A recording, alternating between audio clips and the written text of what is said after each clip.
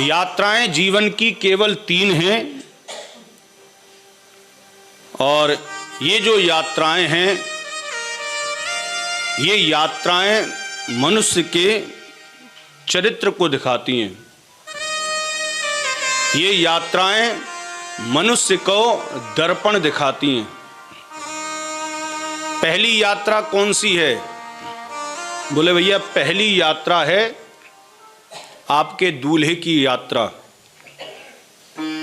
जब आपके बेटे का विवाह होता है तो बेटा घोड़ी के ऊपर सवार होता है, वह पहली यात्रा होती है, नहीं होती?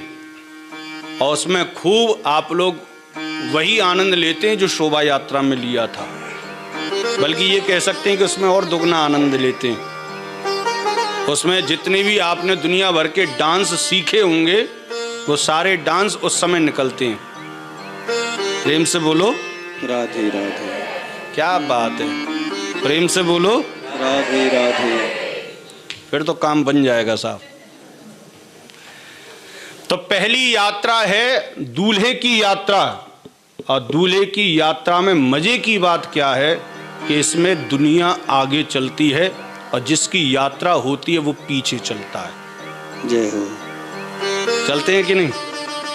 बेचारा जिसकी यात्रा है, जो घोड़े पर बैठा हुआ है, जो महाराज उसमें वो जो तलवार लगा के बैठा हुआ है, जो राजा की तरह मूंछ पर हाथ धर के बैठा है, उसको पीछे कर देती है पूरी दुनिया। बोले तू पीछे रहे, हम आगे चलेंगे। आगे नृत्य करते हुए चलते हैं। चलते हैं कि नहीं? अच्छा, ये सुख का समय होता है या दुख का? सुख का समय होता है। सुख का समय होता है। उस सुख के समय में दुनिया आगे चलती है। जब आपका सुख का समय होगा ना तो दुनिया आगे चलेगी। एक होता है शव यात्रा। शव यात्रा में वो भी एक बहुत बेहतरीन यात्रा होती है। हमारा ढोल नगारे लेकर चलते हैं और उसमें 4 कांधे पर एक शव और उसको लेकर काठी पर लेकर उसको चला जाता है। जाते हैं कि नहीं? वो एक यात्रा होती है। और उस यात्रा में मजे की बात क्या है? बोले जिसकी यात्रा निकल रही है ना वो आगे चलता है और दुनिया उसके पीछे चलती है। अच्छा, ये सुख का समय था या दुख का? दुख का। अर्थात बोले दुख में हमेशा दुनिया पीछे चलेगी, आगे नहीं चलेगी। सुख में तेरे साथ चलेगी, दुख में मुख को मोड़ेगी। अपनी दुनिया वाले अपना कहकर अपना ही दिल तोड़ेगी। समझ रहे हैं?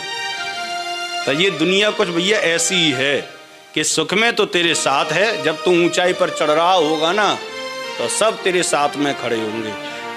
उस समय महाराज अगल बगल वाले के अरे ये हमारा मित्र है जो आज ऊंचाई पर है, लेकिन जब तुम नीचे होंगे ना तो तुम खुद ढूंढोगे मेरा मित्र कहाँ है। कोई आपका साथ देने वाला नहीं है। ये 2 यात्राएं। और तीसरी यात्रा, बोले ये तीसरी यात्रा है शोभा यात्रा। यह एक शोभा यात्रा ऐसी होती है जिसमें महाराज सब एक साथ चलते हैं, कोई आगे नहीं कोई पीछे नहीं। चलते हैं कि नहीं? सब लोग एक साथ चले। सबको अधिकार था जितने मन चाहे आगे आ जाओ, जितने मन चाहे पीछे चले जाओ। कभी भागवत जी पीछे हो जाती हैं, कभी आगे हो जाती हैं, कभी बीच में हो जाती हैं और पूरी मस्ती से नाचते झूमते हुए चलते हैं।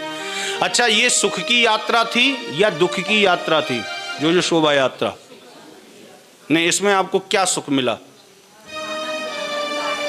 हाँ, सुख नहीं है ना। तो ये सुख की यात्रा थी और ना ये दुख की यात्रा थी। ये इन दोनों से परे थी, जिसको कहते हैं आनंद की यात्रा।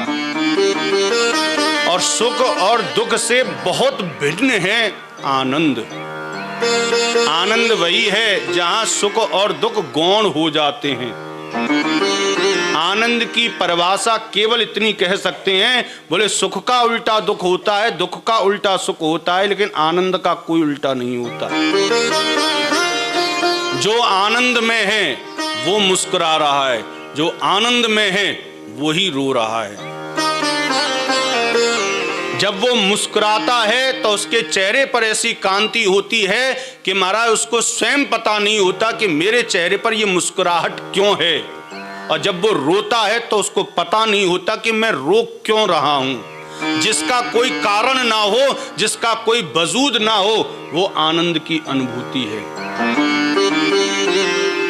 काम, क्रोध, लोभ, मोह, द्वेष, ईर्षा जहां पे ना सताएं, समझ लो आपके हृदय में आनंद की अनुभूति हो रही है।